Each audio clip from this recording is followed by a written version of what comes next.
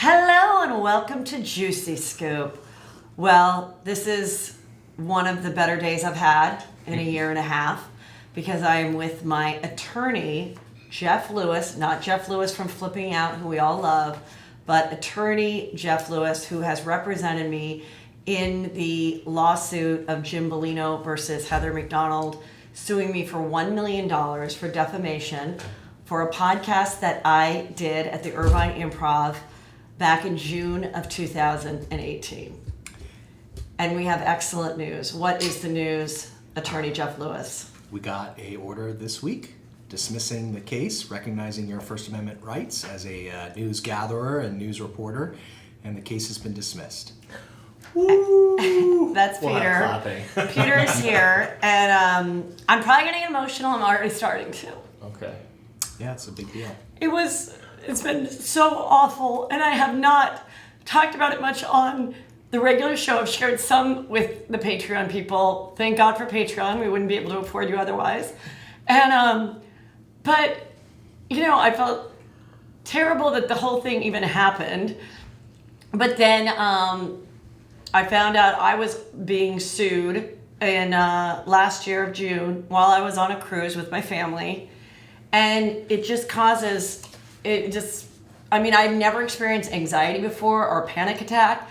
And for the last year and a half, you wake up in the middle of the night and you're like, can I go to jail for this? You can't, but it's just it just is so nerve-wracking and so scary. And even though I knew from the beginning of this whole thing that I had not, done anything wrong, I wrote and produced Chelsea Lately for 7.5 years. I knew that we had a right to take an article, which we did, from TMZ, which had gathered the divorce, divorce papers from the court, that Jim Bellino was divorcing Alexis Bellino. And it was a day or two that news broke before I did this podcast. And everybody at Irvine Improv, they're all watching Real Housewives of OC for the last 5 years in 180 countries. And this is very interesting that they were getting divorced. Right. And so I made it a topic and I asked about it. And the thing I found most interesting about the article that was in TMZ and Radar Online is that in these legal papers that he filed, he was asking for spousal support from Alexis Bellino. And anyone who had ever watched this show, which is my listeners, knew that there was a storyline about how he didn't want Alexis to work at Channel 5 News in San Diego. So I thought, well, isn't that interesting that he's asking for spousal support? And I didn't even know that she had a career in which she could give him spousal support. So what do you think of that? And then we had a conversation, and then he went after. He did. He went after me for it. And, it was terrifying. So if you want to share a little bit about the angle that you took of why I was allowed to ask that question. I know it sounds crazy that we even had to do this, but we had to, because I'm literally teaching my son this in 8th grade. They're studying First Amendment rights, that they came over here and fought to be able to have a First Amendment right. And here in 2020, I'm literally in the middle of $1 million lawsuit over it. Yeah, it's unbelievable you had to go through this. Most people are surprised to know that celebrity news is entitled to the same protection as an interview on the front page of the New York Times or CNN. Celebrity news is news, and you are allowed to comment on matters of the public interest and court papers and things that people are talking about. And so I'm a little surprised that Mr. Bellino's attorney did not take a pause before pulling the trigger and filing this lawsuit. Yeah, and as far as what's interesting about this case, and I want to say thank God for my husband Peter, who, when we were hit with the lawsuit, he researched and found you to be our attorney, which, a lot of people wouldn't know how to do that. A lot of people might take a recommendation or choose a lawyer that doesn't specialize in something like this and not have as favorable of an outcome.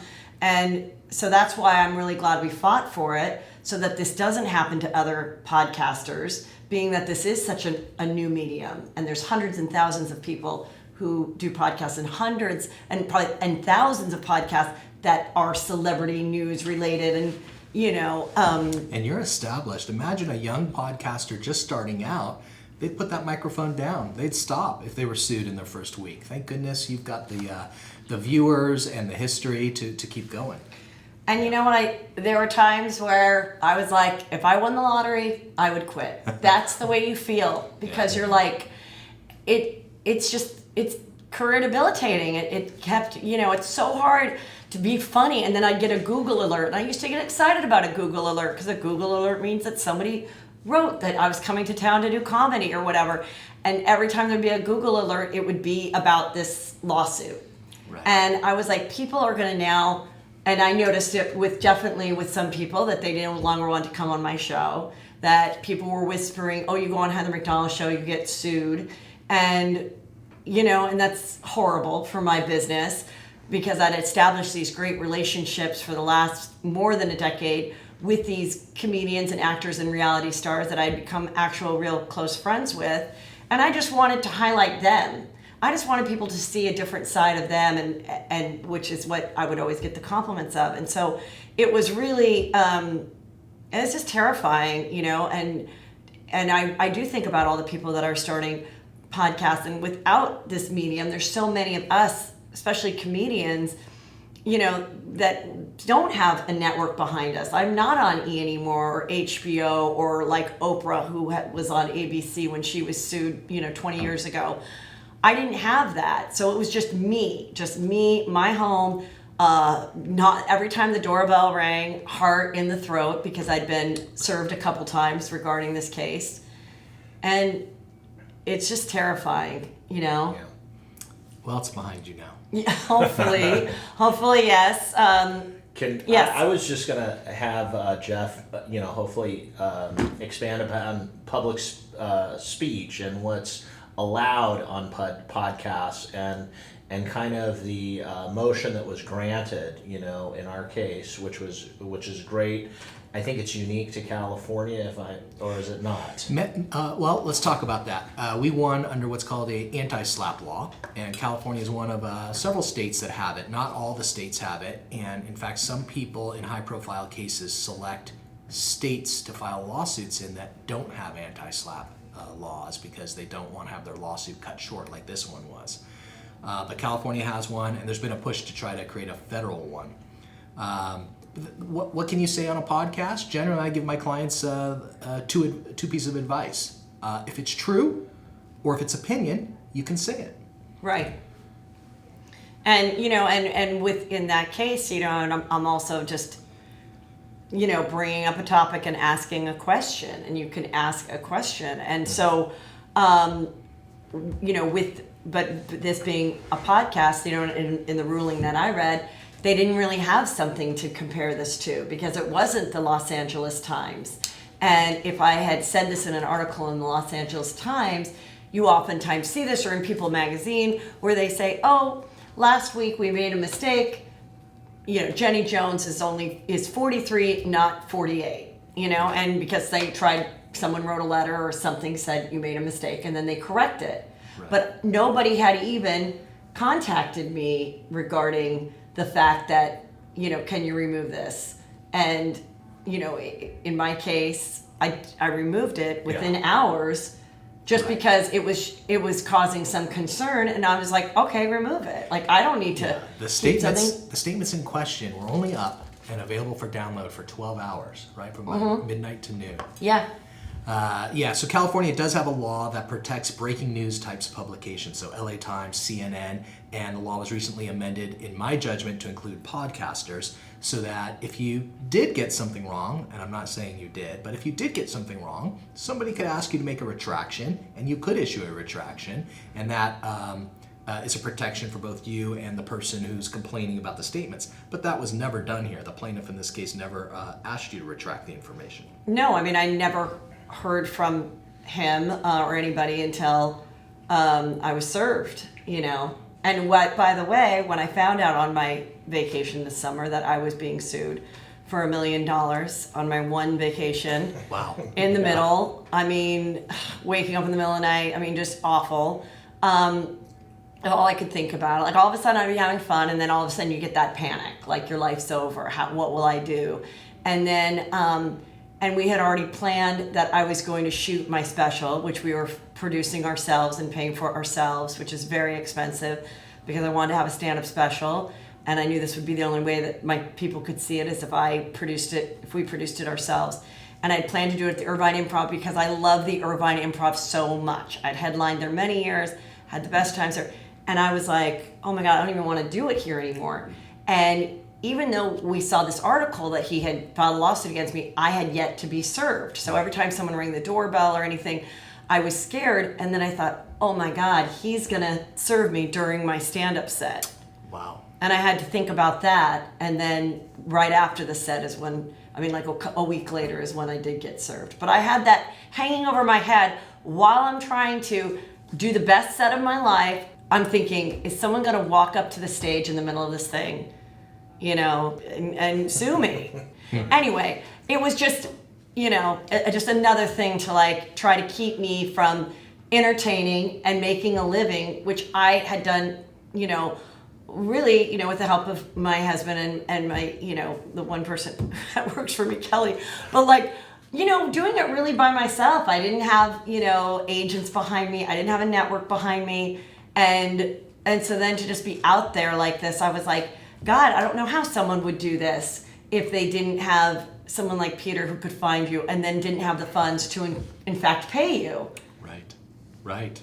Thank goodness. Now, there are organizations out there. One is called the Electronic Frontier Foundation, EFF, that maintains a panel of lawyers, and I'm on their panel, to help people in your situation who have little to no war chests to wage First Amendment litigation. And so, at least in California, where there's an anti-SLAPP law, there is an avenue for people to take. Yeah, and I noticed that when I started to research it, yes, Jon Stewart and HBO were sued, and they won. Right. For a little comedy bit he did on something. Of course, Oprah is the one that I, immediately thought of because I've watched Oprah my whole life, is when she was sued against the 11 families that had cattle farms because she said, oh, I'm not going to eat a burger again. And they said, you've ruined meat industry for us. And she had to do 5 weeks of a trial. And I remember afterwards is when she interviewed Dr. Phil, because he either counseled her or he helped with the jury selection. That's how she discovered him. And I just remember watching her show and she burst into tears and she was like, here, Oprah, was someone we had never seen before be so successful, a woman of color, brought so much to the world, and her career was going to be, she was there for 5 weeks thinking, I'm done. Right. I'm done. I will never be, if I don't win this, I'll never be able to, how am I ever going to do another show again? She was just interviewing somebody, Right. Yeah. Right, and all the people that look up to her and want to follow her, what would they do if she had fallen, if she had dropped the mic and not persevered? Yeah, and just that I can't do this anymore. This is too stressful for me. And what about advice for comics that are out there that are trying to be funny? They're on stage at the Irvine Improv, or any improv, or anywhere, or any club, or any theater. Sure. When you're doing talking about your life or somebody, or that someone could then sue you because you're doing a stand-up act, because essentially that's we were doing comedy. Mm-hmm. Right. Context matters in the First Amendment. So statements that are made in a boardroom are taken much more seriously than statements made, let's say, on an online anonymous online board or even in a comedy club. So the courts do look at context in evaluating, was this person making a false statement of fact, or was this a comedian making a joke? Right. So that's helpful. Yeah. But also very scary times, again, that that something could be taken like this. And then just the fact that this man chose to sue myself and 2 other women. I wonder, I don't know, would that have happened if it was not women? Joe Rogan. If Joe Rogan had Adam done this Carolla. interview, I don't know that he would have been so attacked. If you're going to talk, and I don't know, but what I do know is that it's so the not even the threat of a lawsuit, but I actually got sued. It's so threatening. It's why people in much more terrible crimes that want to share their story choose not to, because these big powerful people for many years, which now has been exposed thanks to Rowan Farrow, who when he wrote his book about the Harvey Weinsteins and Matt Lauer, he was being threatened defamation lawsuits every single day, that they knew that he was putting out these articles and writing this book because these women were going to share their story that was unflattering, obviously, but it was their story and the truth about these people. That, it's the same thing. It makes you just not want to speak, and why people keep their mouths shut. Yeah, we call that in First Amendment law, we call it the chilling effect. It makes you think about, well, am I going to cover this story or that story? Am I going to have this guest or that guest? And it's a big concern, especially in these days and these times. We really need to have free-flowing information in traditional news media and on podcasts. Yeah, I always say people talk about fake news, and I'm like, well, what about all the suppressed news? Right. And we know about suppressed news because I've even had something happen to me, where I did an interview exposing someone that, who was not a good person, and they did this whole interview with me, and then I said, well, when is this going to come out? Right. And she's like, oh, my editor says it's old news now. I go, you interviewed me yesterday. Right. Well, that's because somebody, got to him. The advertisers. Or the person that I was talking about had a powerful entity coming after this news source to say, don't do that, or we'll give you this if you don't talk about that. And I want to be able to share these stories and these things that I find interesting. And now it's like, even the fact that it's an article from a real news source and the reason they wrote the article is because there was actually, filed papers on this divorce. Even that, was I not supposed to have brought that up? Like, it's about public interest, right? Right. Right, and these are people, at least I've never met the plaintiff, but I do know the plaintiff has a Facebook public profile page and put out a press release about his divorce and kind of thrust himself into the public arena on the subject of his marriage and his relationship. So it's very surprising that somebody like that would choose to file a lawsuit to shut down a source of information about him. And, currently when we talked about this divorce that was all over the news, he was not a current member of the show. However, he had been on for several years, and you don't stop being famous. We all know who George W. Bush is. He's not our current president. We know who he is. You know who people were, so you choose to go on these shows that, they repeat these shows. Hulu just bought the entire series. You can watch it from day one over and over and over again. It's to try to say, because that was part of his argument, was that he was not a public figure. Right. But people who tweet about themselves dozens and dozens of times and say, watch me, comment about me, come look at my Facebook page. We had video of him going to a reality panel at a conference talking about reality marriages and giving advice about love and reality marriages. So people like that, we call that chutzpah. To argue that you're not a public figure after doing stuff like that. And again, interesting that then you got divorced. Interesting that we would like to discuss it. Right. Be the fact that, not only did you put it on TV, but then you continued the conversation in other big public arenas that I'm sure were paid appearances and whatnot, paid because you are a famous person who was on TV. Well, it is good. My opinion is podcasting is changing. It really is the new radio. It's broadcast on Spotify, iHeartRadio, and it's one of the top shows. It does get a lot of advertisers. So it really is the new hot medium. It is the new XM radio of 2020. And the other really sad part about all of this is that, my two guests who were sued first, were real friends of mine. And, I attended, one of their weddings. I've been social with them, with no cameras around, with no microphones around. And when this came down, the attorneys, and you probably have done this with your own people, is to say, don't talk to anybody involved in the case. So we haven't been able to talk to each other for over a year and a half. And I respected that because I felt, sad for them that they were going through this. And then, of course, I went through my own. But, yeah. Right. That is the advice First Amendment lawyers give their clients. But hopefully in a year or so, you'll be able to restore and renew those relationships.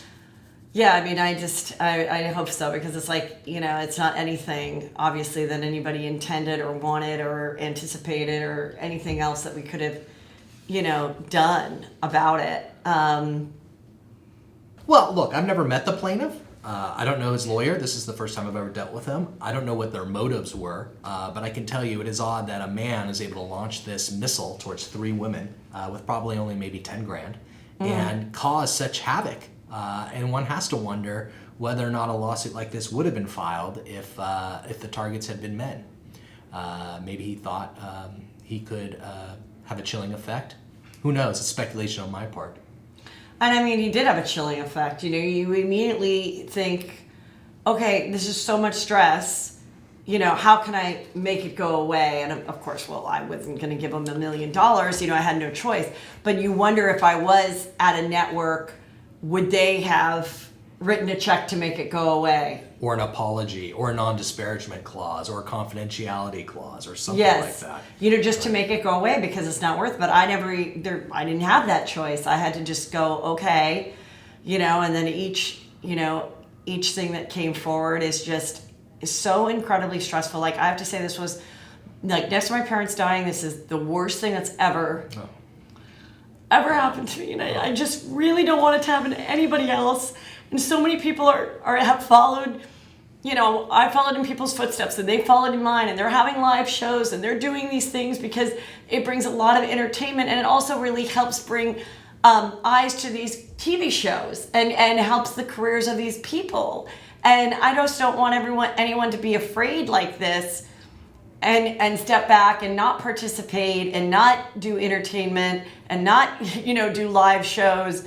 I don't want that. And I am really proud that now there's a precedent as a podcast and I am that person that got this first case heard and won. And so,